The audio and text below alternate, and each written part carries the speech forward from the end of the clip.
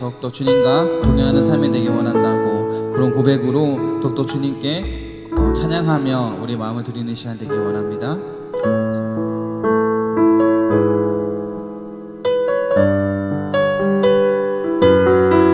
우리 보좌 앞에 모였네. 함께 주를 찬양하며 우리는 그님의 사랑으로 우리는 구원받았습니다. 믿음으로 고백합시다.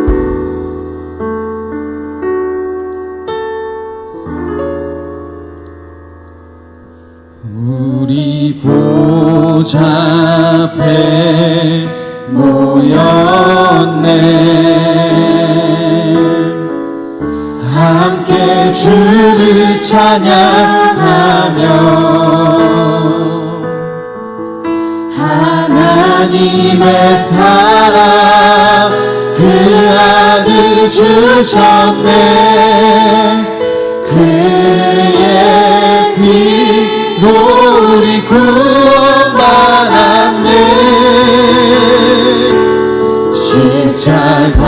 십자가에서 쏟으신 그 사랑 강같이 온 땅에 흘러 각 나라와 족속 백성 방언에서 구원받고 주 경배드리네.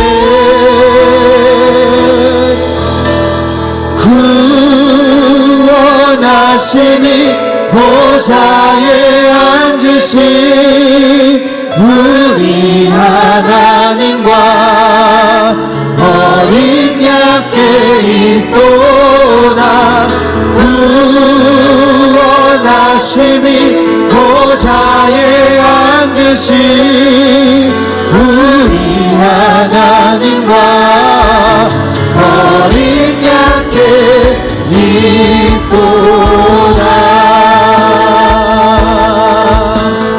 우리 처음부터 고백합니다. 우리 보좌 앞에, 우리 보좌 앞에 모였네. 함께 주를 찬양하며 하나님의 사랑, 하나님의 사랑 그 아들 주셨네. 그의 피로 우리 구원받았네. 십자가에서 쏟으신 그 사랑 강같이 온 땅에 흘러 각 나라와 족속 백성 방언에서 구원받고 주 경배드리네.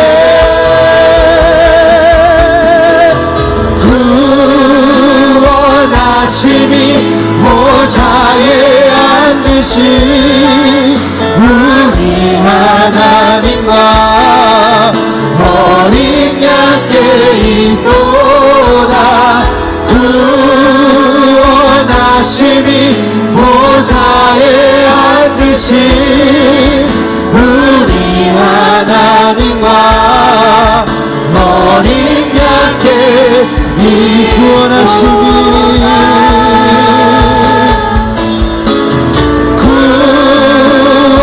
구원하심이 보좌에 앉으신 우리 하나님과 어린 양께 있도다. 구원하심이 보좌에 앉으신 우리 하나님과 어린 양께 영원히 영원히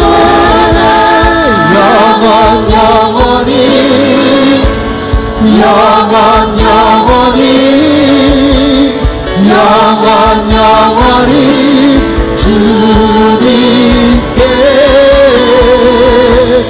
영원히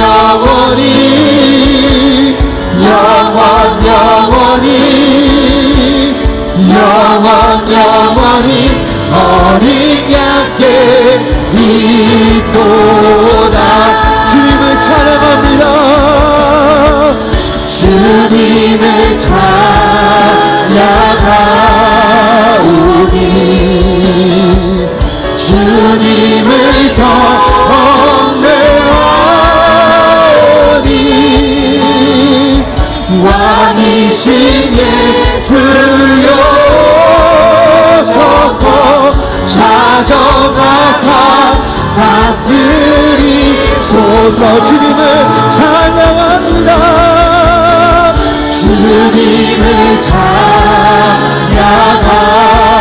찬양하오니 주님을 경배하오니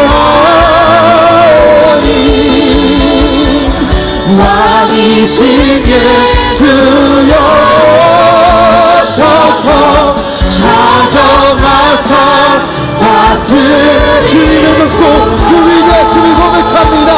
주님의 높고 위대하심을 내 영혼이 찬양하네.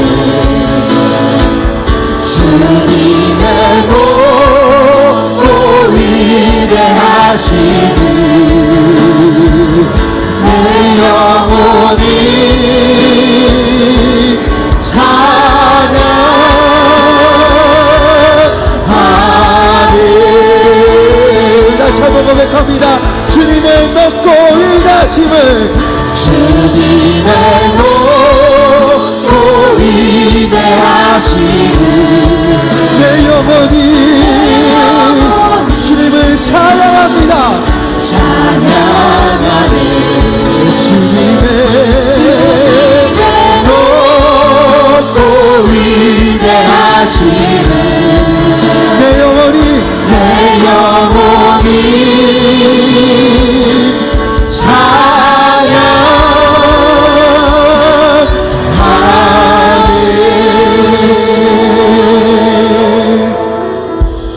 이 찬양처럼 주님의 높고 위대하심을 찬양하시겠습니까? 아멘. 우리 시간에 박수 치시면서 우리는 주님의 택하신 백성이고 택하신 족속입니다. 고백하며 시간 찬양의 시간 되기 원합니다.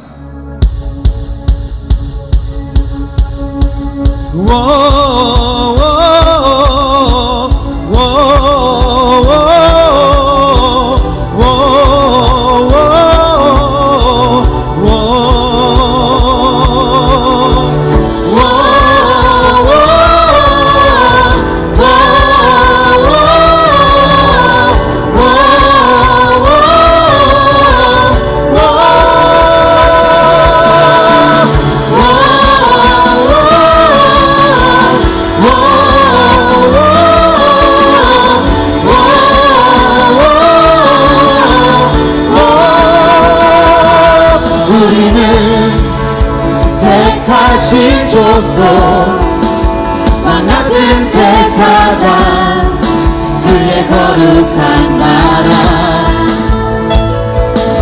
주에서 자유를 지며 기쁨을 노래해 내 삶을 드리네 그 나라 바라는 주에서 소리쳐 스킹덤 우리 삶 속에 스킹덤 임하시리라 스킹덤 원빛 위에 스킹덤 우리 삶 속에 스킹덤 임하시리라 스킹덤 원빛 위에 His kingdom come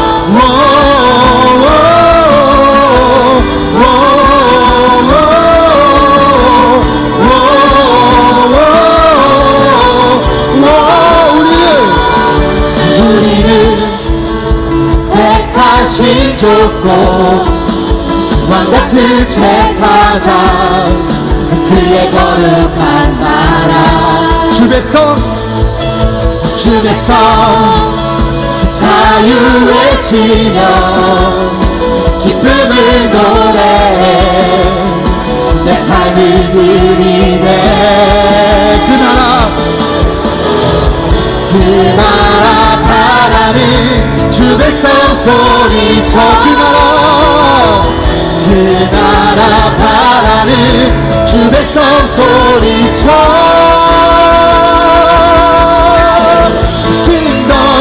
우리 삶 속에 킹덤 임하시리라 킹덤 온 민족 위에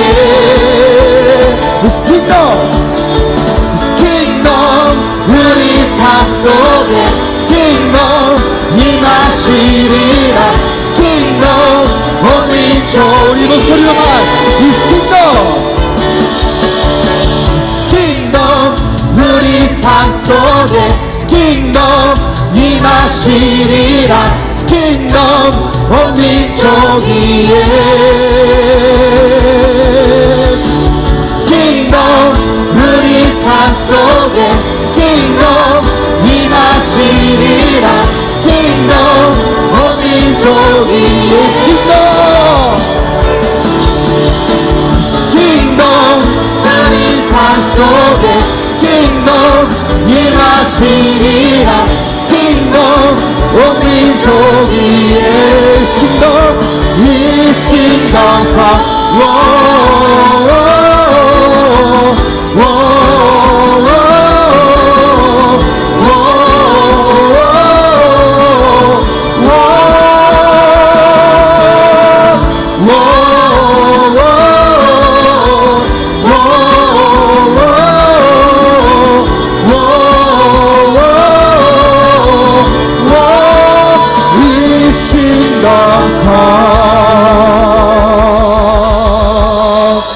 예수는 내 삶의 모든 것난 영원히 주만 따르리 내가 살아 숨쉬는 동안 예수의 이름 예수만 높이리 예수는 내 삶의 모든 것난 영원히 주만 따르리 내가 살아 숨쉬는 동안 예수의 이름 예수만 높이리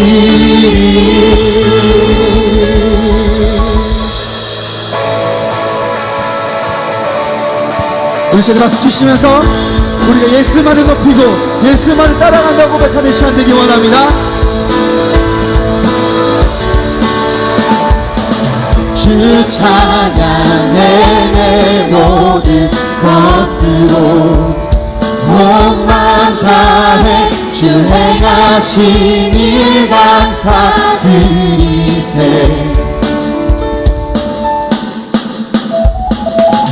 전능하신 주 다스리시네 영원토록 내 모든 삶을 주께 드리리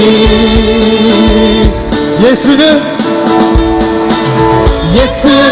내 삶의 모든 것만 영원히 주만 따르리 내가 살아 숨쉬는 동안 예수의 이름 예수만 높이리 예수는 내 삶의 모든 것만 영원히 주만 따르리 내가 살아 숨쉬는 동안 예수의 이름 예수만 높이리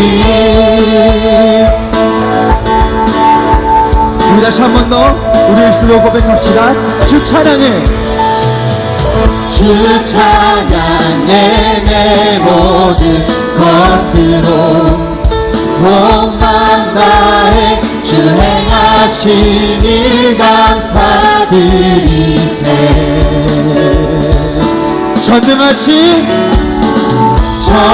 전능하신 주 다스리시네 영원토록 내 모든 삶을 주께 드리리 우리 고백합니다. 예수는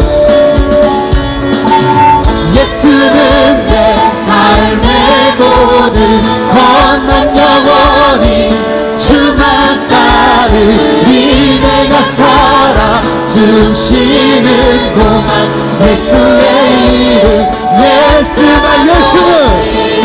예수는 내 삶의 모든 건난 영원히 주만 따르리 내가 살아 숨쉬는 동안 우리 다시 한번 합니다.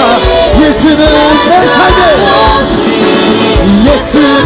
내 삶의 모든 건난 영원히 주만 따르리 내가 살아 숨쉬는 동안 예수의 이름 예수는 내 삶의 모든 건난 영원히 주만 따르리 내가 살아 숨쉬는 동안 예수의 이름 예수만 높이리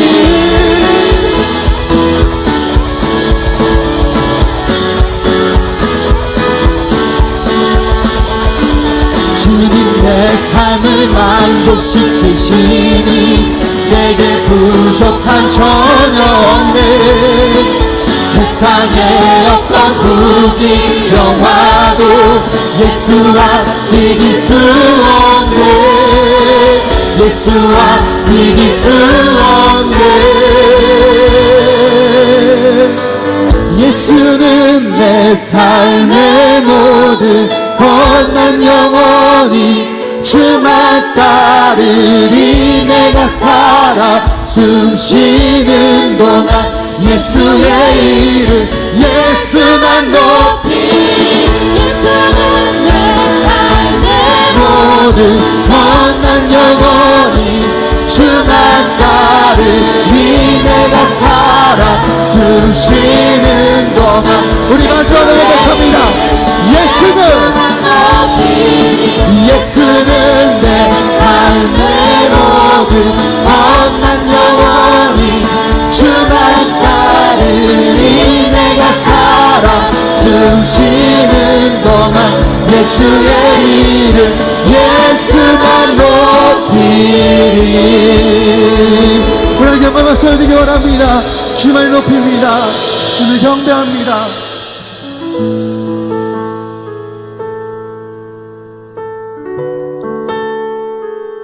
우리의 찬양처럼 예수만의 닮기를 소망하며 살아가는 우리 되길 원합니다. 내 삶의 소망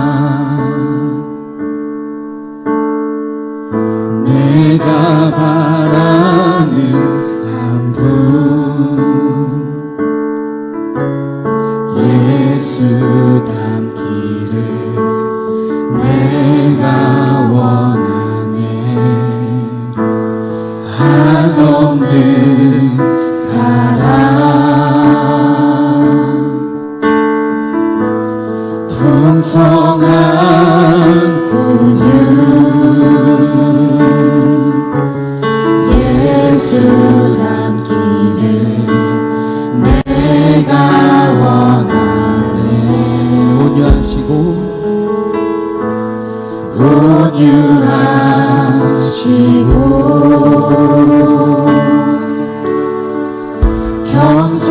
겸손하신 성품 예수 닮기를 내가 원하네 자비하시고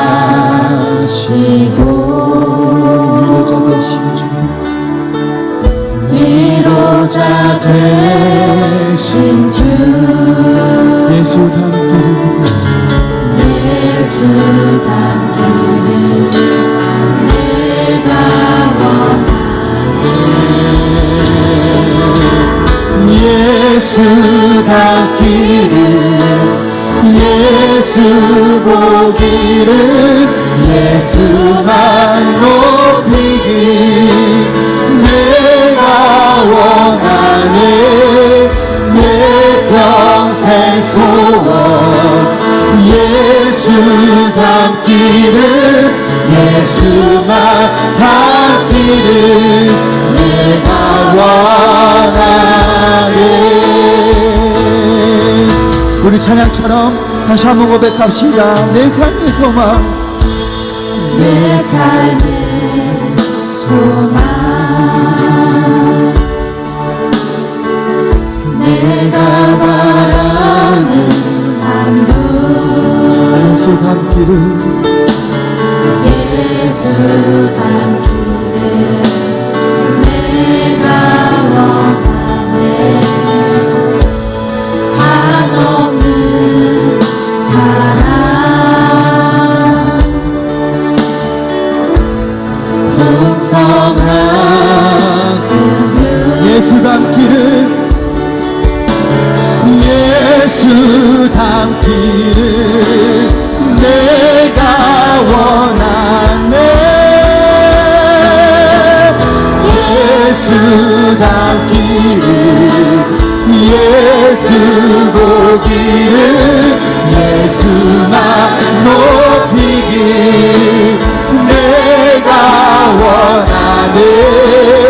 내 평생 소원 예수 닮기를 예수만 닮기를 내가 원하네.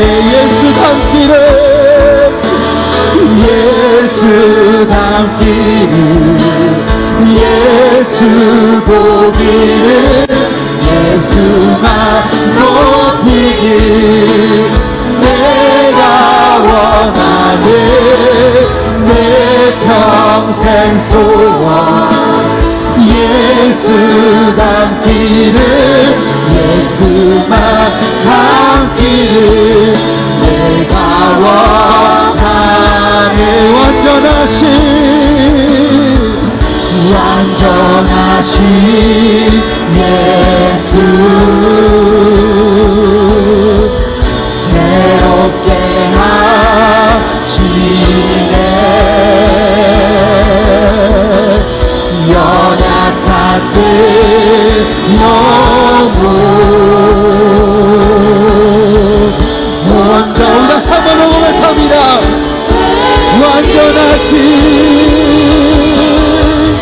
완전하신 예수 우리를 새롭게 하십니다. 새롭게 하시네. 연약한 내 영혼 온전하게 되리. 예수 닮기를 예수 닮기를 예수 보기를 예수만 높이길 내가 원하네. 내 평생 소원 예수 닮기를 예수만 닮기를 내가 원하네. 목마른 나의 영혼 주를 부르니 나의 맘 만져 주소서. 주님만을 원합니다. 더 원합니다. 나의 맘 만져. 우리 다시 한 번 더 마지막으로 고백합니다.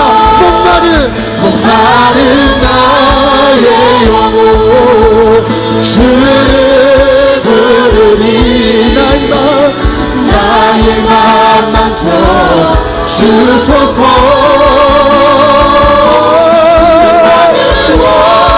원합니다.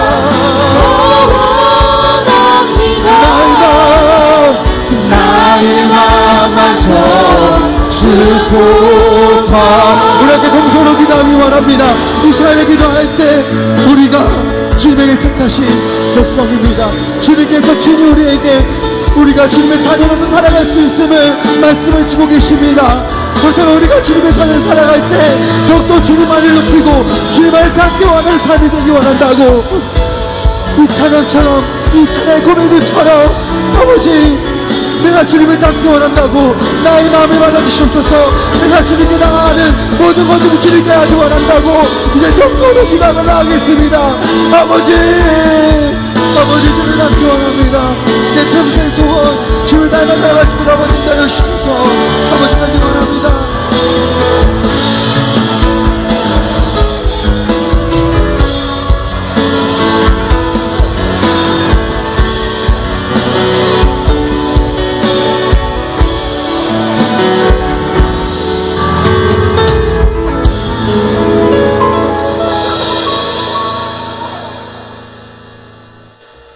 하나님 아버지, 쌀쌀한 가을 날씨 속에서 하나님 아버지의 전에 나와 아버지의 이름을 찬양하며 예배드릴 수 있도록 발걸음을 인도하심에 감사드립니다. 지난 주간 아버지를 잊으며 살진 않았는지 돌아봅니다. 삶 속에서 하나님의 말씀대로 살아가지 못하고 나의 의지대로 살았던 모습들을 이 시간 아버지 앞에 모두 내려놓으니 용서해 주세요.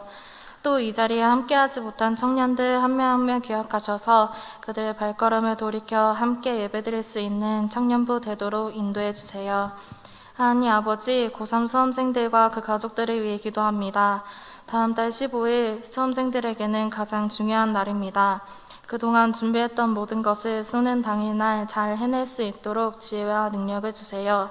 그리고 수험생과 같이 기도하며 걱정하는 가족들의 마음을 헤아려 주시고 그 노력들이 헛되지 않게 해주셔서 수험생들이 시험을 잘 치를 수 있도록 또 그 길이 아버지께서 예비하신 길이 될 수 있도록 인도하시고 함께 해주세요. 청년부를 위해 기도합니다. 성탄절날 아파트 경비원들을 위한 도시락 선물과 연탄 봉사를 준비하고 있습니다. 준비하는 모든 과정에서도 아버지께서 주관해 주시고 아버지의 뜻대로 행할 수 있도록 함께 해주세요. 준비하는 모든 손길 또한 은혜 내려주시고 모든 과정이 그저 교회에서 하는 행사가 아닌 아버지의 마음을 닮은 하나의 예배가 될 수 있도록 도와주세요.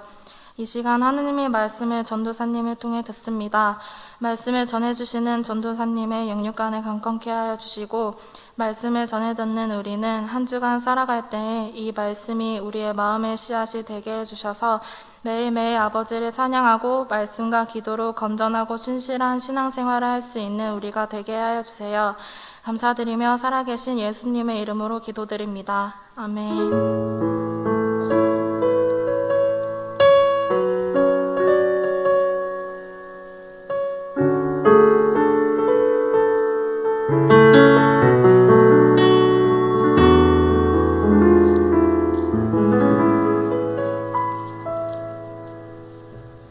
네, 오늘 8패밀리에서 참된 예배자라는 곡으로 하나님께 영광 돌리겠습니다.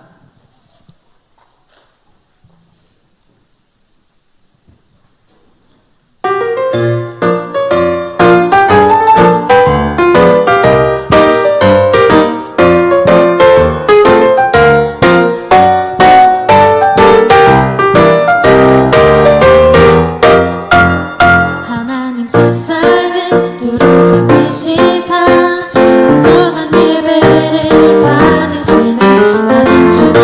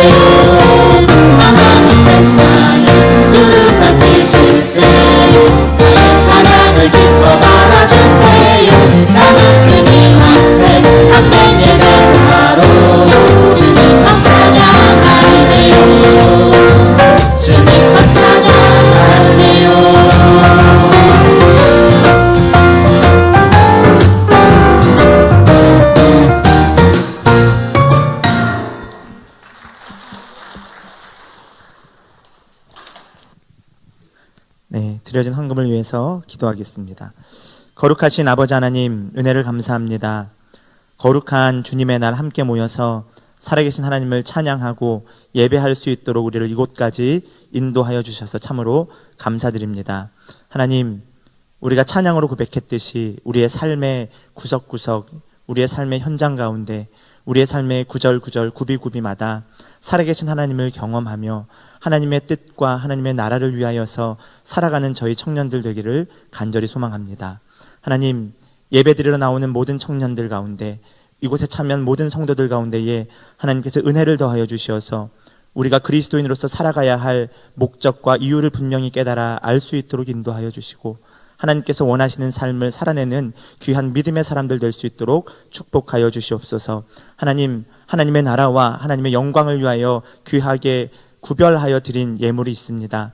하나님, 하나님께서 이 예물들을 아버지의 뜻에 합당하도록 사용할 수 있도록 우리 가운데 은혜를 베풀어 주시고, 소외된 자들, 연약한 자들, 잊혀진 자들을 위하여서 이 예물이 사용되어서 그들에게 또한 예수 그리스도의 복음의 빛이, 생명의 빛이 전달될 수 있도록 인도하여 주시옵소서.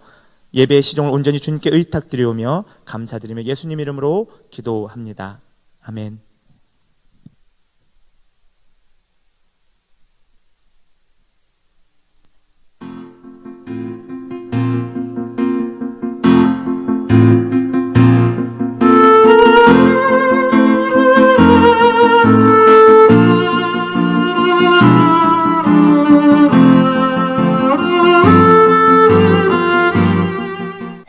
안녕하세요. 소방뉴스 노은아입니다.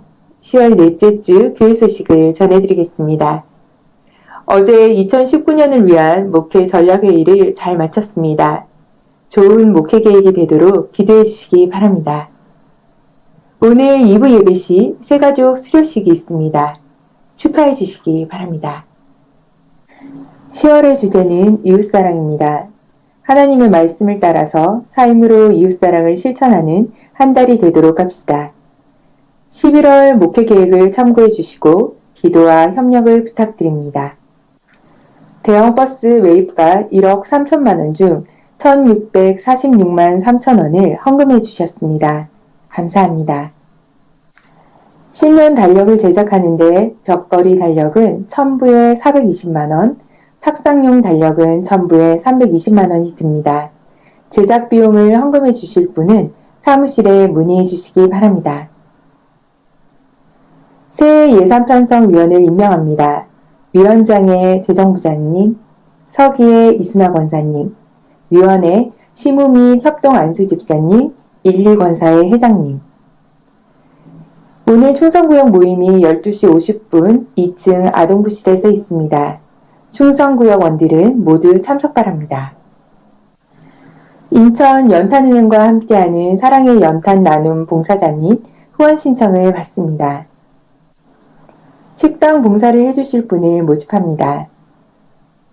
국내에 거주하는 외국인 노동자를 전도하여 양육하는 외국인 근로자 선교회와 탈북자에게 복음을 전하여 그들을 그리스도의 사랑으로 양육하는 새터민 선교회를 조직하고자 합니다. 뜻이 있는 성도님들의 많은 참여를 바라며 참여를 원하시는 성도님들께서는 1층 로비 게시판에 이름과 연락처를 남겨주시기 바랍니다. 김혜연 집사님이 남편 양수연 집사님의 생일을 맞아 감사하여 점심을 제공해 주셨으며, 권경욱 집사님이 모친 장례를 은혜 가운데 마침에 감사하여 떡을 제공해 주셨습니다. 감사합니다.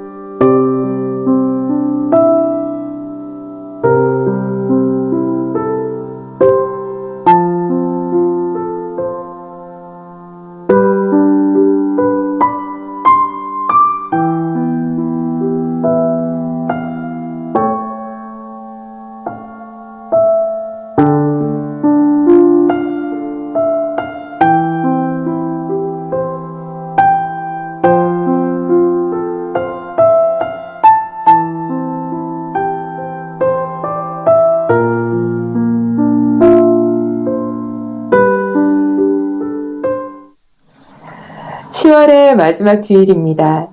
지난 한 달간 베풀어 주신 하나님의 사랑과 은혜에 감사하며 우리 주위에 도움이 필요한 분들은 없는지 돌아보는 사랑이 풍성한 주일을 보내셨으면 좋겠습니다.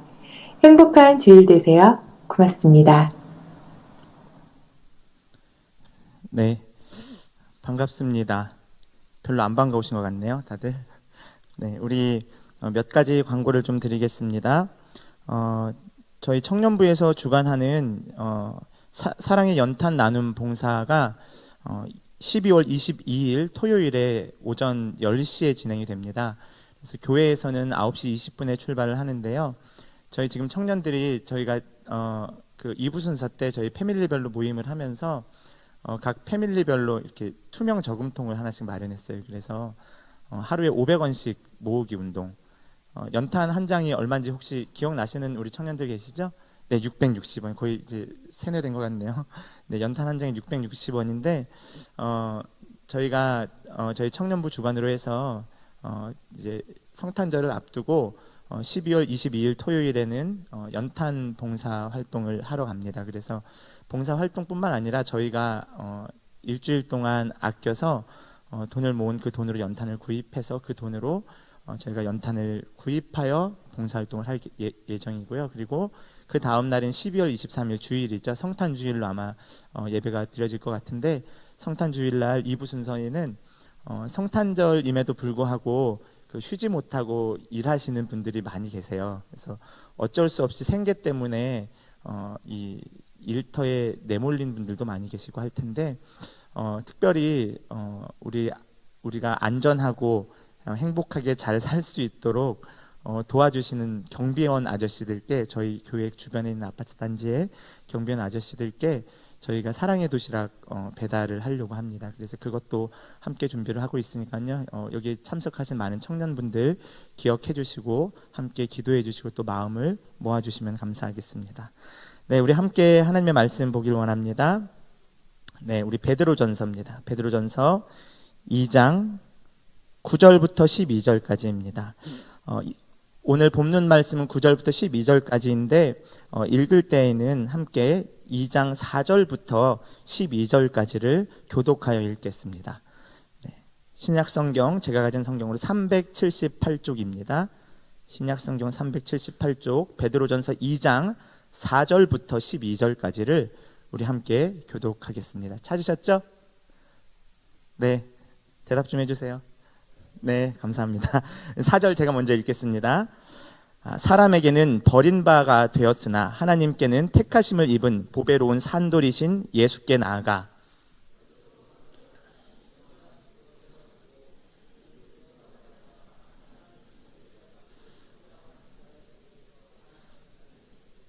성경에 기록되었으되 보라 내가 택한 보배로운 모퉁이 돌을 시온에 두노니 그를 믿는 자는 부끄러움을 당하지 아니하리라 하였으니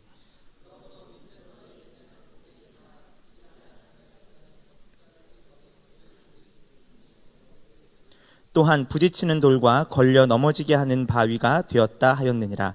그들이 말씀을 순종하지 아니하므로 넘어지나니 이는 그들을 이렇게 정하신 것이라.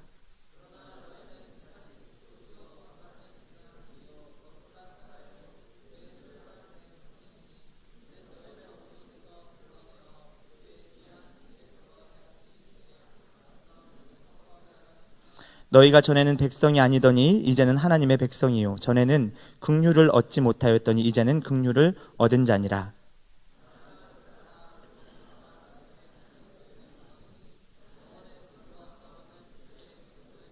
네, 우리 12절 같이 읽겠습니다. 시작. 너희가 이방인 중에서 행실을 선하게 가져 너희를 악행한다고 비방하는 자들로 하여금 너희 선한 일을 보고 오시는 날에 하나님께 영광을 돌리게 하려 함이라. 아멘. 네, 잠시 기도하겠습니다. 살아계신 아버지 하나님, 우리가 이 시간 함께 기록된 하나님의 말씀을 읽었습니다. 또한 선포되는 하나님의 말씀 듣기를 소망합니다. 우리의 마음의 눈을 열어주시고 우리의 귀를 열어주시어서 하나님의 말씀을 잘 듣고 마음에 새겨 말씀 따라 살아가는 저희들 될 수 있도록 인도하여 주옵소서. 우리의 어두워진 심령을 성령 하나님께서 밝히 조명하여 주시고 이 말씀의 분명한 뜻을 깨달아 알고 말씀 따라 살아갈 수 있는 힘과 능력을 더하여 주시옵소서. 감사합니다. 예수님 이름으로 기도합니다. 아멘. 네, PPT가 있는데 화면을 좀 띄워주시고요. 네, 매주 PPT를 해서 네, 이제 식상하죠. 네, 계속 할 거예요. 네, 네, 제가 항상 이렇게 부담이 됩니다. 이 시간이 되면은 부담이 되는 이유가 뭘까요? 저 열심히 뜨겁게 막 찬양하고 나서 이렇게 뭐 광고하고 뭐하고 이렇게 하다 보면은 이 갑분싸는 아닌 것 같아요. 갑자기 분위기가 쌓여지는 건 아니고 이 천분싸 느낌이죠, 그렇죠? 서서히 천천히 뭔가 분위기가 쌓여져서 이 설교 시간이 되면은 되게 다운되는 느낌이에요. 네, 이렇게 여러분 벌써 마음 상태 그렇지 않으세요? 네, 제가 봤을 때는 이미 심각합니다. 네, 이제 제가 봤을 때는 정확하게 한 4분 30초 이내에 잠드실 분이 3분의 1일 될 거예요. 네, 좀 걱정이 많이 되는데, 네, 설교 좀 같이 좀 경청해 주시고, 같이 생각해 주시고, 같이 대답도 해 주셨으면 좋겠어요. 괜찮으시죠? 네, 감사합니다. 이런 반응, 이런 거 너무 좋아요, 저는. 네, 뭐, 여러분들이 이렇게, 내 얘기를 듣고 있구나, 그리고 생각을 하고 있구나, 이런 거에 전 너무 감사합니다. 제가 나중에 기회가 되면 큰 절이라도 한번 올리겠습니다. 네, 제가, 오늘 주일이죠. 이틀 전, 금요일 날 있었던 일이에요. 금요일 날, 저는, 교회에, 지금 우리 소망교회 청년부 전도사로 사역을 하고 있지만, 사실 평일에는, 그냥 일을 하고 있는 그냥 일반인입니다. 그러니까 주말에만 이렇게 여러분들과 같이 사역을 하고 있고요.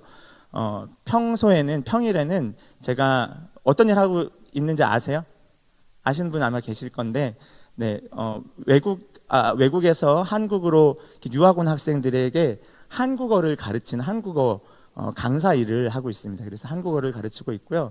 제가 그래서 금요일 날 이렇게 출근하는 길에 금요일 날 비가 약간씩 좀 내렸고, 아침에 한 6시 반쯤에 이제 집에서 차를 가지고 이제 서울로 출근하려고 이제 나가는 길이었어요.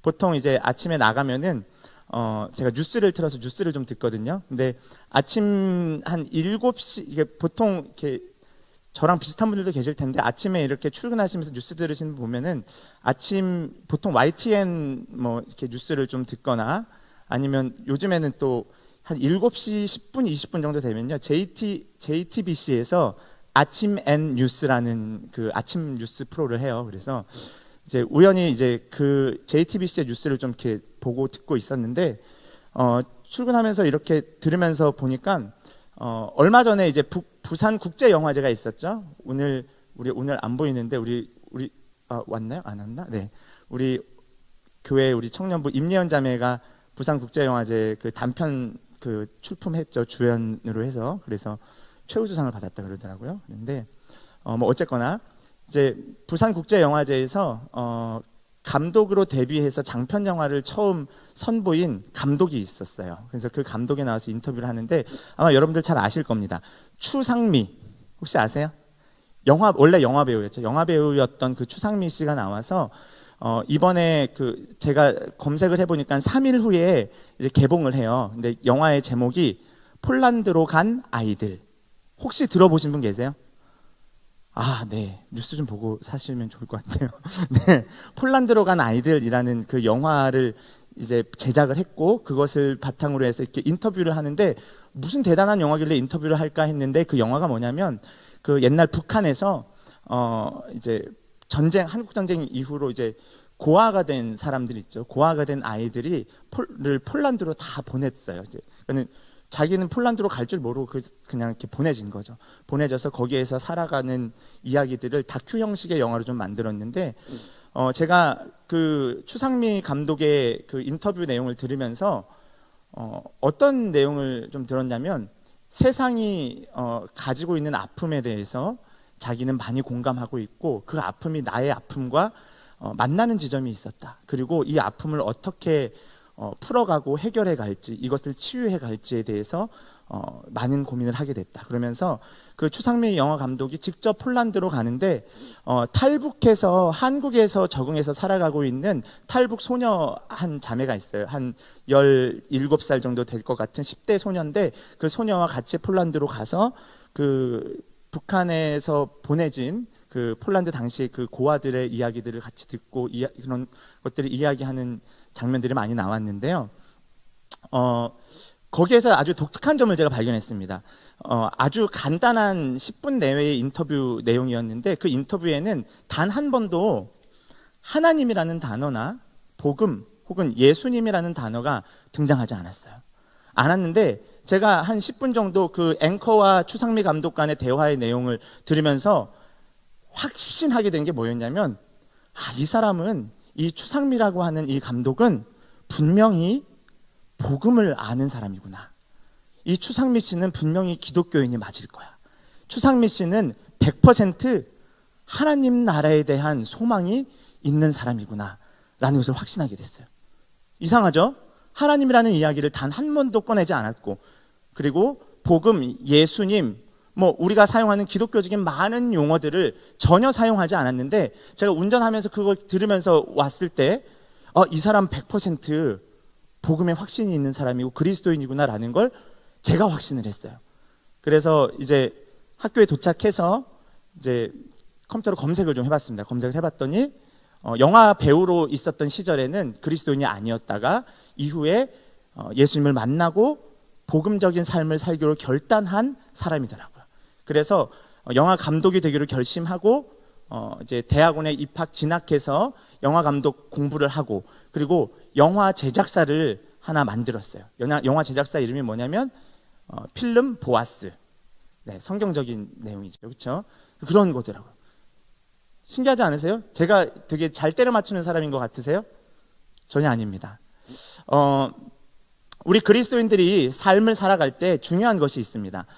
여러분, 세상이 하나님을 배제하고 있고 세상이 복음을 거부하고 있을 때 그러면서 나타나게 되는 수많은 문제들이 있습니다. 불평등의 모습들이 있죠. 빈부의 격차의 모습들이 있습니다. 우리가 경험하는 사회적인 많은 문제들, 갑질, 이런 것들이 있죠. 교회는 어떤가요? 교회는 깨끗하고 교회는 건강한 모습들로 이렇게 성장해가고 있나요? 여러분의 모습들은 또 어떻습니까? 사실 우리의 모습, 그리고 우리 한국 교회의 모습은 많이 병들어가고 있는 모습입니다. 제가 지난주에 여러분들과 함께 이야기를 나누면서 이런 이야기를 좀 했습니다. 베드로전서는 무엇에 초점을 맞추고 있는가? 베드로전서가 이야기하고 있는 바가 무엇인가? 이런 것들을 좀 나누었는데 혹시 기억하세요? 베드로전서는 무엇을 이야기하는 책이다 이렇게 말씀드렸죠? 네, 그렇죠. 마음속으로 대답하셨을 거라고 저는 믿습니다. 베드로전서는 기독교의 정체성에 대해서 이야기를 하고 있습니다. 아이덴티티.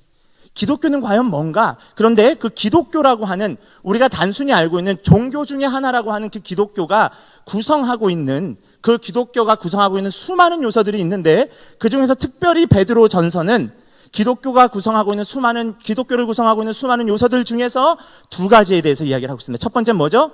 성도에 대해서. 다시 말로 바꾸면 그리스도인 또는 크리스천에 대해서 이야기를 하고 있고요. 두 번째는 그 크리스천들이 모인 공동체인 교회에 대해서 이야기를 하고 있습니다. 그래서 베드로전서를 꼼꼼히 읽고 묵상하고 베드로전서를 잘 심도 있게 읽어본다면 과연 크리스천으로서 나는 어떻게 살아가야 하는가? 그리고 교회는 도대체 어떤 곳이길래 우리가 이렇게 모여서 날마다 매주일마다 예배하는가에 대해서 그 의미를 발견할 수 있습니다.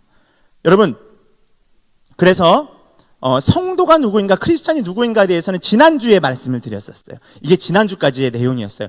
아마 다 기억하실 거라고 믿지만 제가 화면을 보여드리겠습니다. 네, 첫 번째로 성도는 누구인가라고 했을 때 이것은 저희가 베드로전서 2장 10절에 나와 있는 표현을 저희가 빌렸습니다. 그래서 10절에 보면 이런 표현들이 나와 있죠. 너희가 전에는 백성이 아니더니 이제는 그의 소유가 된 하나님의 백성이다. 이런 표현이 나오고 있고요. 전에는 긍휼을 얻지 못하던 자이더니 이제는 긍휼을 얻은 자니라 라고 해서 베드로 사도는 그리스도인에 대해서 이미 구원을 받은 자, 이미 하나님의 백성이 된 사람들로 기정사실화해서 이야기를 하고 있습니다. 이곳에 모인 모든 그리스도인들은 이미 구원을 받은 자들이죠. 어떻게 구원을 받았죠? 우리가 아직 죄인 되었을 때에, 우리가 여전히 연약할 때에, 우리가 여전히 하나님의 은혜를 알지 못하고 예수 그리스도의 이름을 알지 못한 그때에조차도 2000년 전 하나님께서는 그 아들 예수 그리스도를 이 땅 가운데 보내주시고 인류의 모든 죄들, 그리고 그 아들 예수 그리스도를 믿는 모든 자들의 고백하는 그 모든 죄들을 이미 2000년 전에 십자가에서 모두 사하신 것이죠.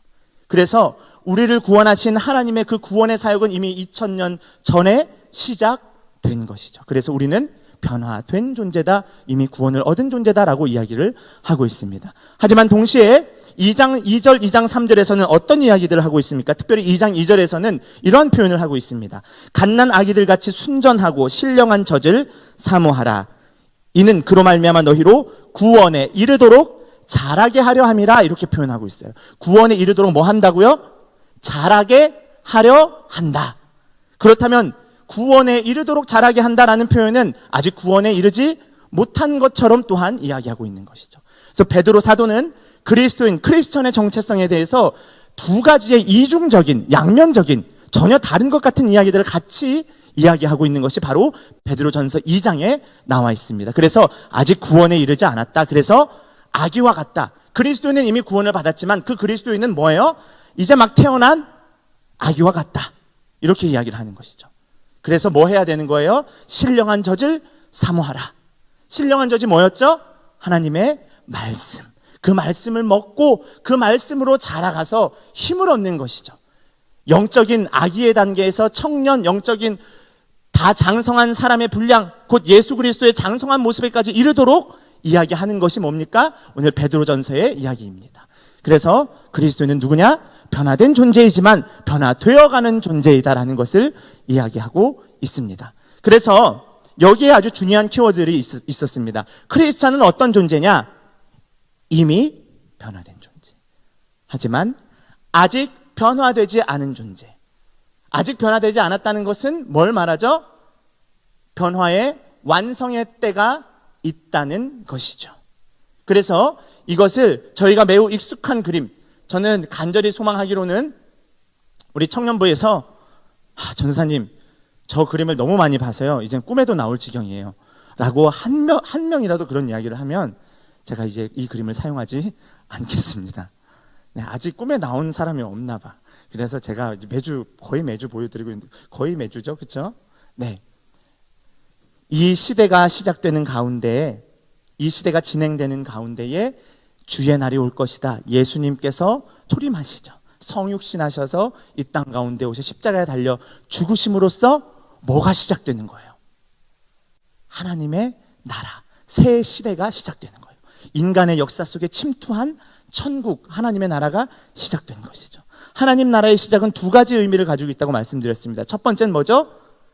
하나님의 백성을 구원하기로 하는 구원의 측면이 있습니다. 동시에 그 이름을 믿지 않는 자들에 대한 어떤 측면이 있죠? 심판의 측면이 있습니다.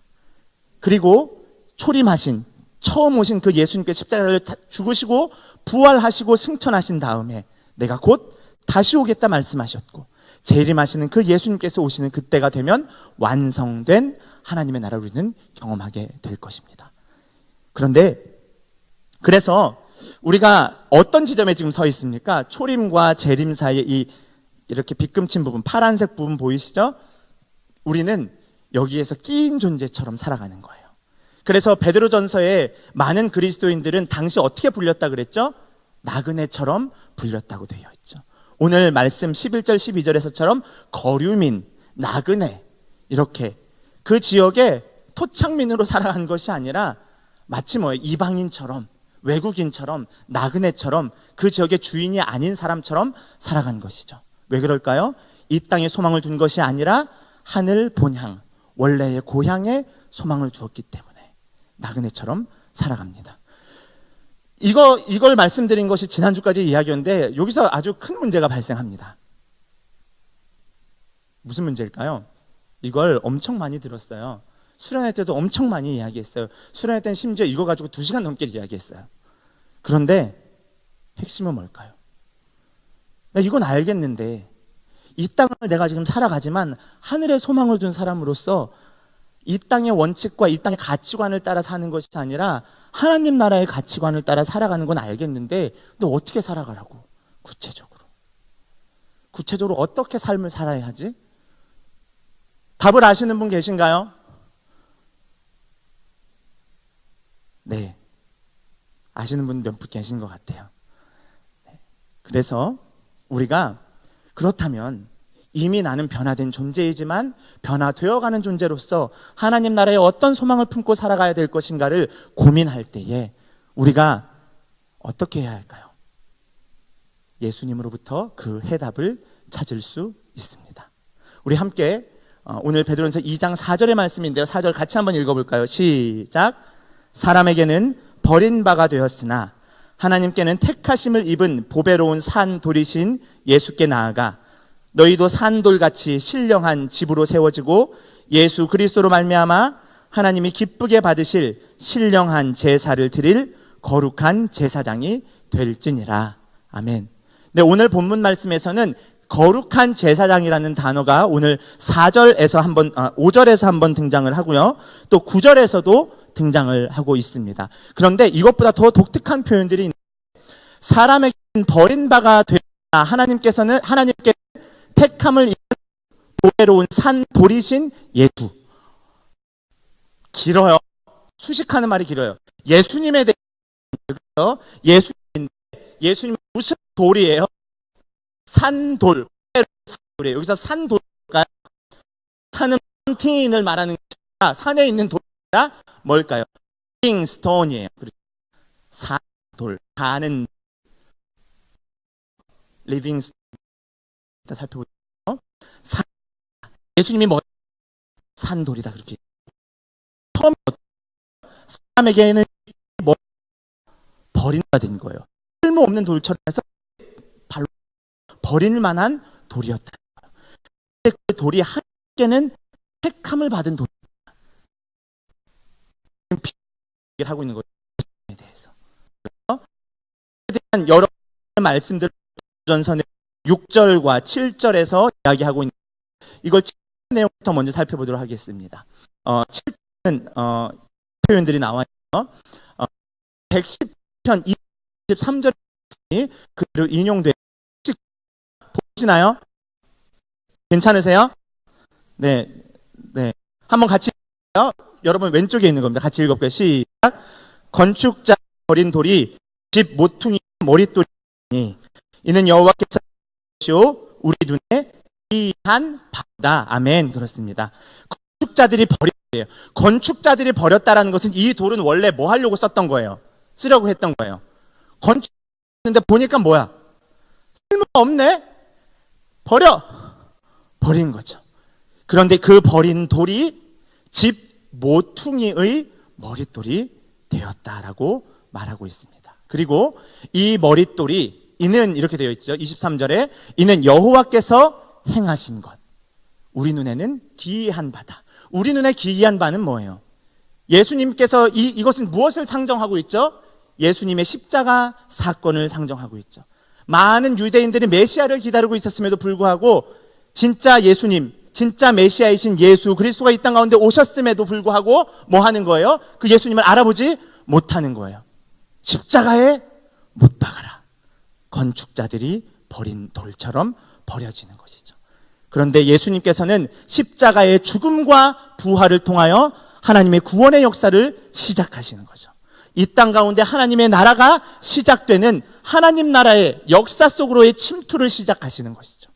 그래서 이것이 여호와께서 행하신 것이고 우리 눈으로 봤을 때는 뭐예요?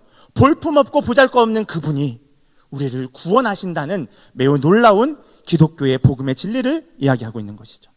우리 이사야 28장 16절의 말씀이 또한 인용되고 있는데 오늘 베드로전서 2장 6절의 말씀을 제가 그대로 가지고 왔습니다. 한번 같이 읽어볼까? 보라, 시작. 보라, 내가 택한 보배로운 모퉁이 돌을 시온에 두노니 그를 믿는 자는 부끄러움을 당하지 아니하리라. 아멘. 그렇습니다.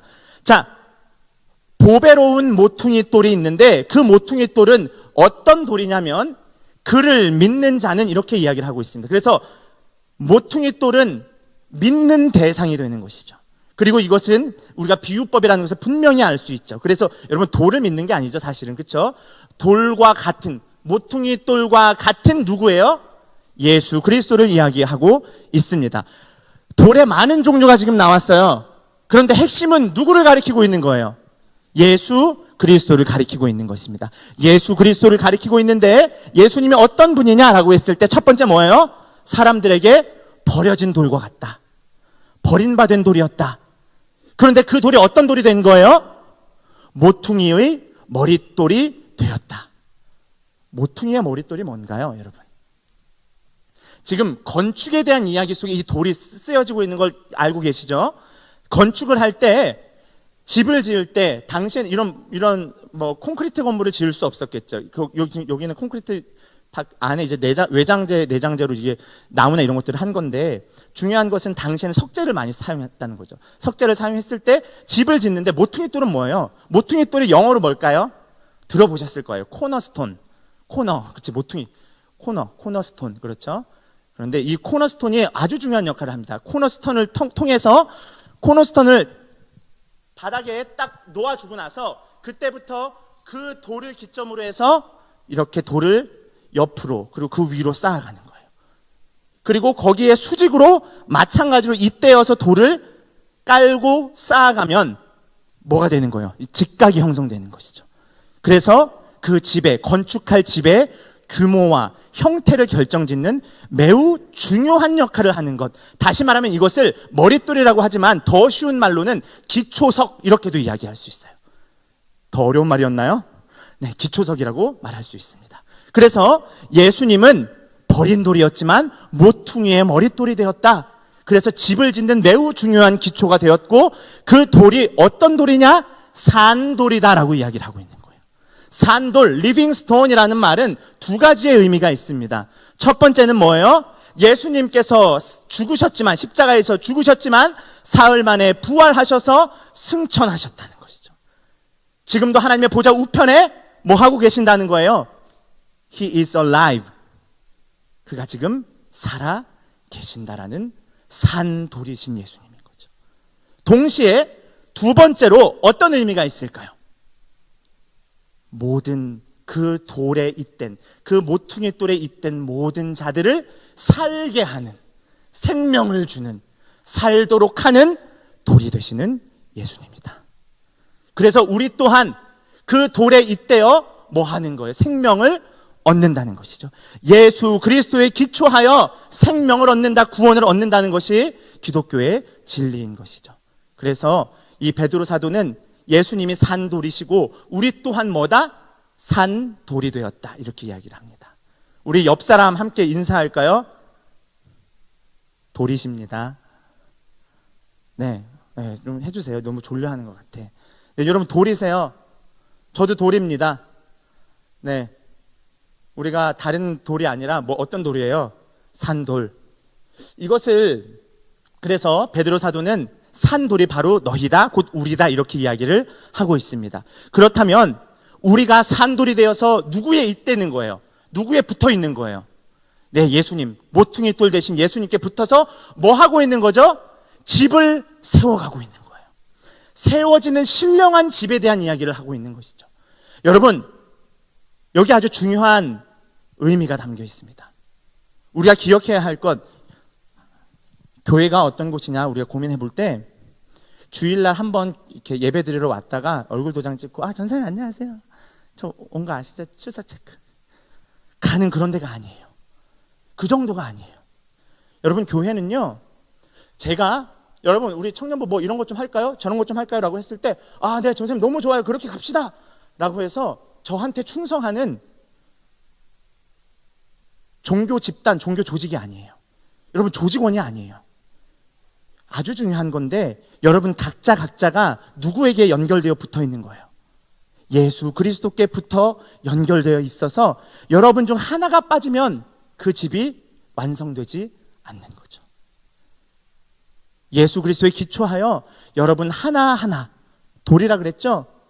돌 되시는 여러분들, 생명을 얻은 산돌 되시는 여러분들 하나하나를 연결하고 붙이고 쌓아서 하나님께서 거하시는 신령한 집으로 세워져 가는 겁니다. 그러면서 이 베드로 사도는 너희가 신령한 집으로 세워져 감과 동시에 너희 하나하나가 다 뭐라는 거예요? 거룩한 제사장이다. 오늘 그 말씀을 4절에서 하고 있는 것입니다. 그래서 이 모퉁이 돌로부터 시작해서 이어져가는 산돌로 세워지는 집에 대해서 제가 그림을 못 그려서 이거는 구글링을 해서 제가 찾은 그림입니다. 그림 잘 그리시는 분이 나중에 좀 그려주시면 좋을 것 같아요. 이 그림 보이시죠? 이 코너 chosen precious 해서 택함을 받은 보배로운 산돌, 모퉁이 돌 되시는 예수 그리스도를 기점으로 하여서 돌들이 이렇게 연결되어 있는 거예요. 여기에는 좋은 빛도 있어요. 여기 벽돌에는 김영광이도 있어요. 이 보배로운 돌에 연결지어서 남보배도 있는 거예요. 예영이도 있고. 여러분, 교회 공동체는요, 나 혼자 예수 믿고 구원받아서 나 혼자 살아서 잘 먹고 잘 살아야지 하는 종교가 결코 아닙니다. 교회 공동체로 예수님께서 부르신 거예요. 예수님께서 그 기초석이 되시고 모든 자들을 이을 수 있도록 그 기초를 마련하셨어요. 그리고 우리는 뭐 하는 거예요? 거기에 잇대어 하나 둘씩 쌓아져 가는 거예요. 교회는 조직이 아닌 거죠. 교회는 단순히 예배드리고 얼굴 도장 찍고 가는 것이 아닌 것이죠.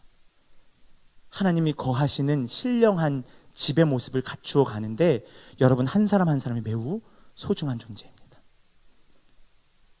기억해야 할 것은 우리 한번 같이 읽어볼까요? 교회는 시작.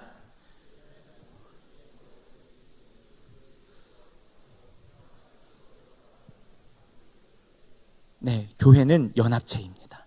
연합체인데 모퉁이의 머릿돌 되시는 예수 그리스도께 잇대어서 신령한 집으로 세워져 가는 산돌인 거예요. 우리 가끔 패밀리 리더들이 일주일에 한 번씩 정도는 전화신방을 할 거예요. 왜 그럴까요? 안 하시는 패밀리 리더분 계셔서 좀 찔릴 수도 있는데 괜찮습니다. 네, 걱정하지 마시고. 왜 그럴까요?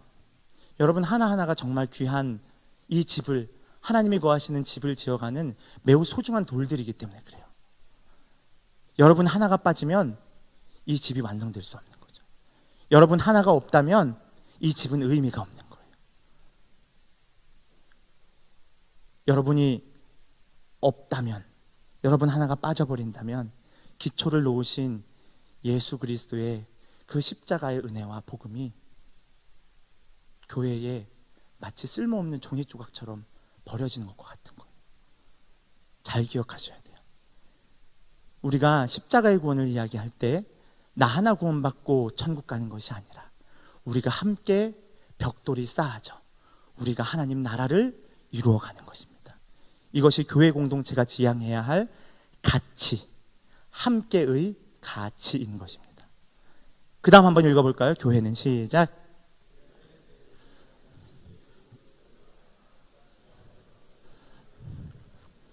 네, 좋습니다. 교회는 공동체입니다. 어떤 공동체예요? 수행하는 공동체예요. 대제사장이신 예수님을 따라 우리도 뭐가 되는 거예요? 제사장이 되는 거예요. 거룩한 나라, 그의 소유된 백성, 거룩한 제사장이 되는 거예요. 그래서 여러분 한 사람 한 사람이, 우리가 이렇게 함께 예배드리고 있지만, 제가 전도사라고 해서 이렇게 설교를 하고 있지만 구약시대의 제사장의 역할을 제가 감당하고 있는 게 결코 아닙니다. 제사장의 모든 직분은 대제사장 되시는 예수님께서 이미 다 감당하셨고, 그리고 이제 우리는 그 예수님을 쫓아 예수님을 따라 제사장의 역할을 감당하는 것입니다. 그런데 이 제사장의 역할을 감당한다는 것이 무슨 의미일까요? 함께 우리 9절의 말씀을 읽어보도록 하겠습니다. 9절입니다. 시작. 그러나 너희는 택하신 족속이요 왕같은 제사장들이요 거룩한 나라요 그의 소유가 된 백성이니 이는 너희를 어두운 데서 불러내어 그의 기이한 빛에 들어가게 하신 이의 아름다운 덕을 선포하게 하려 하심이라. 아멘. 그렇습니다. 9절의 말씀이 조금 긴데 9절의 말씀을 반으로 뚝 자를 거예요. 뚝 자르면 너희는 이렇다, 너희는 이렇다, 너희는 이렇다, 너희는 이렇다.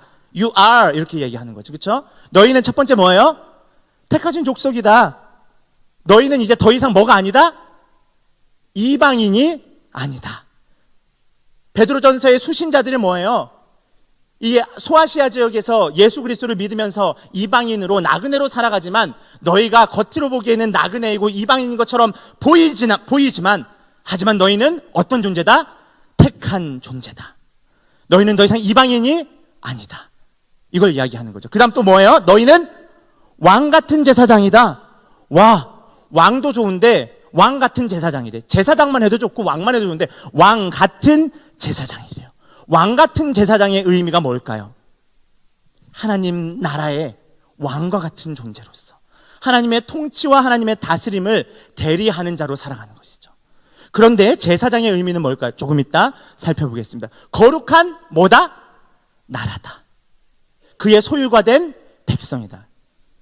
너희는 네 가지가 나왔는데 이 네 가지가 크게 다른 의미가 아니라 같은 내용을 비슷하게 반복하고 있습니다. 이것이 첫 번째 내용이었고, 두 번째 내용은 뭡니까? 이는 너희가 택하신 족속이고 왕 같은 제사장이고 거룩한 나라고 소유된 백성인데 이것은 무엇을 위함이냐 이야기하는 것이죠. 두 번째 문장이 시작되죠. 너희를 뭐 하는 데서? 어두운 데서 불러내어 그의 기이한 빛에 들어가게 하신 이의 아름다운 덕을 선포하게 하려 함이라. 아름다운 덕을 선포하게 하려 함이라 두 글자로 줄이면 뭘까요? 아름다운 덕을 선포한다 뭐예요? 네, 말씀. 좋아요. 또 예배인 거죠. 하나님을 예배하게 한다. 이것에 기초가 되는 말씀이 있습니다. 이것은 출애굽기 19장에 있는 말씀인데요. 한번 같이 지금 두 번째 나온 말씀은 출애굽기 19장 5절 6절에 나온 말씀인데 얼마나 유사한지 한번 살펴보세요. 여러분들이 출애굽기는 구약 시대에 쓰여진 말씀이죠. 이 천몇백 년의 엄청난 시간의 차이가 있는 말씀이죠. 한번 읽어보겠습니다. 세계가 다 시작. 세계가 다 내게 속하였나니 너희가 내 말을 잘 듣고 내 언약을 지키면 너희는 모든 민족 중에서 내 소유가 되겠고 너희가 내게 대하여 제사장 나라가 되며 거룩한 백성이 되리라. 너는 이 말을 이스라엘 자손에게 전할지니라. 아멘. 여러분 아마 잘 아시다시피 출애굽기 19장에는 어떤 장면이 나오냐면 출애굽기 19장 16절 이후부터는 모세가 시내산에서 하나님으로부터 뭘 받아올까요? 십계명을 받는 장면이 나옵니다. 그런데 그 앞선 장면이에요. 이제 출애굽한 이스라엘 백성들이 가나안 약속의 땅으로 가기 전에 시내산 앞에 있는 광야를 시내 광야라 그래요. 시내 광야에 머무를 때 출애굽한 지 3개월이 된 시점에서 하나님께서 모세에게 말씀하시는 장면이에요. 이렇게 전에 세계가 다 내게 속했어. 이걸 이스라엘 백성에게 꼭 전해주렴 이렇게 얘기하는 거예요. 너희가 이스라엘 백성이 내 말을 듣고 내 언약을 지키면 너희는 모든 민족 중에서 뭐가 된다는 거예요? 내 소유. 너희가 내게 대하여 어떤 나라가 된다고요? 제사장 나라가 된다는 것이죠. 거룩한 백성이 된다는 것이죠. 이 약속이 예수 그리스도를 통하여 오늘 신약 시대에 이루어지는 것이죠. 여러분, 제사장 나라가 된다. 왕 같은 제사장이 된다. 그렇다면 무슨 의미일까요? 우리 2부 순서 때 웨스트민스터 신앙고백 강의를 계속 배우고 있기 때문에 여러분들 잘 알 거예요. 제사장의 기본적인 역할이 뭐죠? 제사장은 구약시대의 제사장의 역할이 뭐예요?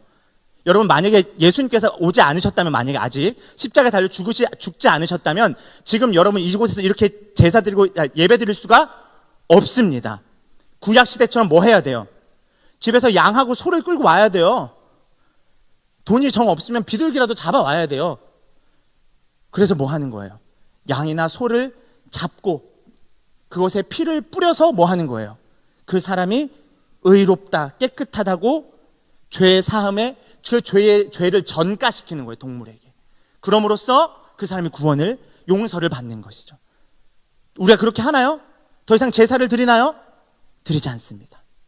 제사장은 어떤 역할을 합니까? 기본적으로 하나님께 직접 나아가 하나님을 대면할 수 없었던 구약의 백성들에게 이 제사장은 어떤 역할을 하죠? 이 백성을 대신하여 하나님께 예배드리는 것이죠. 이 백성의 죄와 이 백성의 허물을 대신 하나님께 고하여 하나님으로부터 용서함을 받는 중보의 역할, 인터세션의 역할을 감당하는 것이죠. 이게 제사장입니다. 그렇다면 이스라엘 백성들에게 제사장 나라가 된다라는 의미는 뭘까요? 출애굽기 19장에 나온 이 제사장 나라는 한 사람이 제사장이 아니라 너희 전체가, 너희 모두가 신령한 집으로 지어진 너희 공동체가 제사장의 나라가 된다라고 이야기를 하고 있어요. 하나님을 알지 못하고 예수 그리스도의 생명의 복음을 알지 못하고 여전히 어둠 가운데 있고 하나님을 배제한 삶, 복음을 배제한 삶 속에서 궁핍과 고난과 결핍과 정의롭지 못함과 공평하지 못함과 수많은 이 땅의 부조리를 경험하는 많은 사람들에게 이제 새로운 시대가 열렸음을, 이들이 직접 하나님께로 나아갈 수 없는 그때에 우리가 이들을 하나님께로 인도하는 제사장의 역할을 감당해야 합니다. 이것이 오늘 베드로전서에서 이야기하는 여러분이 거룩한 제사장입니다. 출애굽기 19장에서 말하고 있는 거룩한 제사장 나라가 될 것이다라는 말의 의미입니다. 여러분, 일주일에 한 번 교회 와서 예배 드리고 찬송 부르고 설교 말씀 듣다가 가끔 설교 시간에 좀 찔리는 얘기하면 찔렸다, 오늘 좀 은혜 받은 것 같네, 이렇게 하고선 이제 일주일 동안 또 그 말씀 가지고 살아야지, 이렇게 하시면 큰 오산이에요. 여러분 한 사람 한 사람 구원 받았는데 여러분 한 사람의 구원으로 끝나는 것이 아니라 교회 공동체는 어때야 될까요? 제사장의 역할을 감당해야 돼요. 나 오늘 한 주일날 출석 잘했어. 1년 52주 중에서 한 48번 출석했어. 이 정도면 잘했겠지? 구원의 확신이 있어. 이런 의미가 아니에요. 교회는요, 세상에 하나님을 모르는 수많은 문화와 세상의 사람들과 그 영역들 속에 침투하여 여러분들이 일하고 있잖아요. 공부하고 있잖아요. 여러분들이 만나는 많은 사람들이 거의 대부분 뭐예요? 넌 크리스찬이에요. 비기독교인이란 말이에요. 그런데 그들에게 무엇을 전하는 거예요? 하나님이 이렇게 선하셔. 예수님이 우리를 위해 이렇게 이러한 일들을 하셨어. 그래서 더 이상 우리가 세상의 가치에 속박받지 않고 노예처럼 살아가는 것이 아니야. 세상에서는 명문대에 입학하고 좋은 대기업에 취업하고 많은 청년들의 꿈이 로또 맞아서 백수로 사는 거, 건물주 되는 거, 이런 것에 빠져 있을 때에 우리가 살아가야 할 분명한 이유가 무엇인지, 하나님을 배제한 이 세상 가운데에, 이 망가지고 상한 세상 가운데에 우리가 어떻게 이들을 하나님께로 인도할 것인지를 고민하셔야 돼요. 그것이 제사장 역할입니다. 우리 함께 읽어보겠습니다. 오늘 본문 2장 11절의 말씀인데요. 같이 읽어볼까요? 시작. 사랑하는 자들아, 거류민과 나그네 같은 너희를 권하노니 영혼을 거슬러 싸우는 육체의 정욕을 제어하라. 너희가 이방인 중에서 행실을 선하게 가져 너희를 악행한다고 비방하는 자들로 하여금 너희 선한 일을 보고 오시는 날에 하나님께 영광을 돌리게 하려 함이라. 아멘. 선한 일을 하십시오.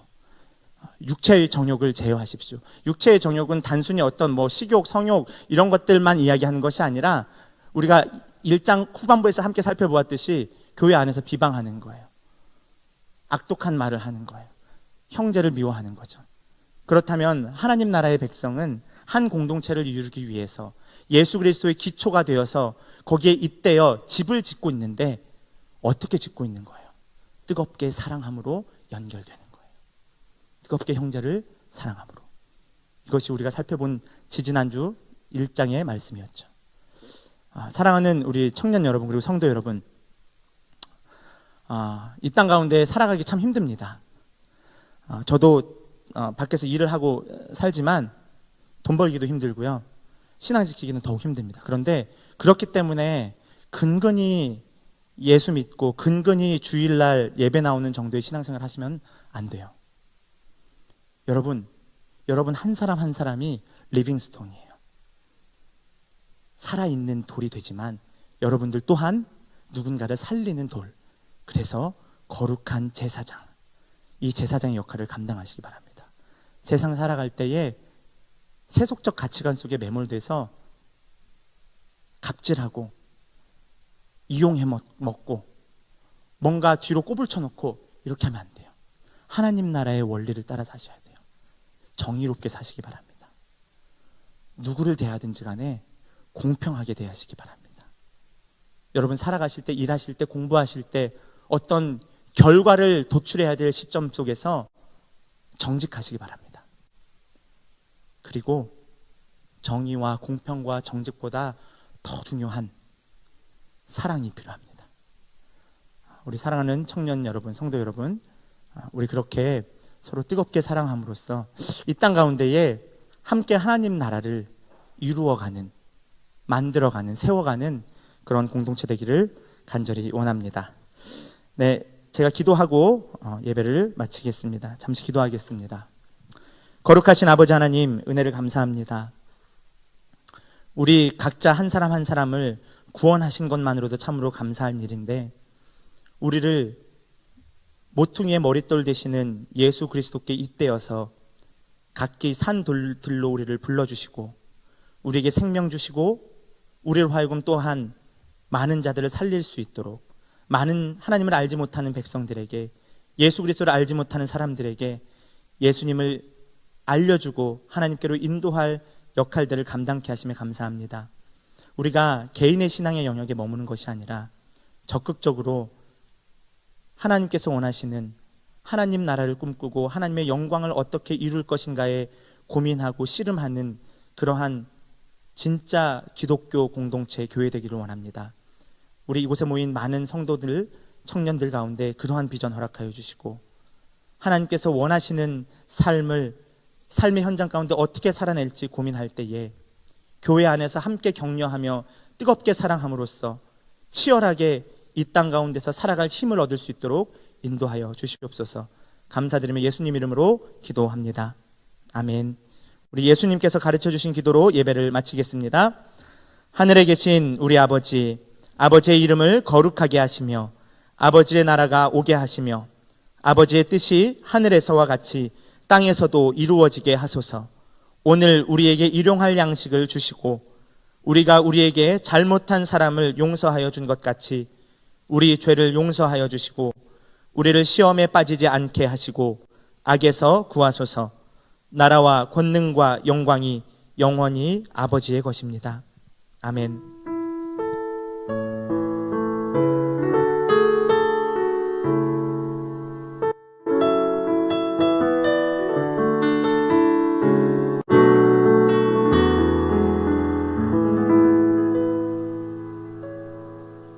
네, 안녕하세요. 청년부회장 조은빛입니다. 10월 마지막 특주 광고 시작하겠습니다. 네, 저희 청년부 주보 광고란을 참고해 주시면 감사하겠습니다.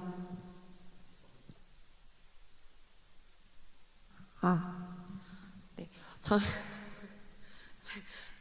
저희 다른 광고는 특별히 주보 참고해 주시면 되고, 네, 4번 예배 후 차량 운행 관련해서 말씀드립니다. 저희가 이제 오후 예배 차량 운행과 또 2부 행사 후 차량 운행을 통합합니다. 그러니까 시간 차이가 별로 안 나가지고 청년부 2부 순서를 끝나고 나면 한 4시, 4시 조금 안 되게 끝나는데 4시 이후에 오후 예배가 끝나고 차량 운행을 하기 때문에 통합해서 운행하겠습니다. 그래서 차량 운행을 필요하신 분들은 오후 예배 끝나고 교회에서 이제 차량을 이용해 주시면 감사하겠습니다. 네, 그리고 저희 리더분들께서는 봉사활동 저희 사랑의 연탄 나눔 하는 저금통 네, 챙겨주셔서 패밀리원들이 같이 네, 할 수 있도록 해주시면 감사하겠습니다. 오늘은 그 2부 활동으로 너나들이를 진행합니다. 저희 예배 이 광고 후에 1층 유치부실 가서 간단하게 네, 게임을 진행하고 네, 이동할 예정이니까 1층 유치부실로 다 모여주시면 감사하겠습니다. 리더분들은 패밀리원들 네, 잘 챙겨서 가주시고 새가족부 교육 받으시는 분들은 새가족반 네, 뒤에 있는데 함께 네, 챙겨서 가주시면 감사하겠습니다. 네, 마지막으로 저희 자기 주변에 있는 쓰레기나 주보는 꼭 챙겨서 가주시면 감사하겠습니다.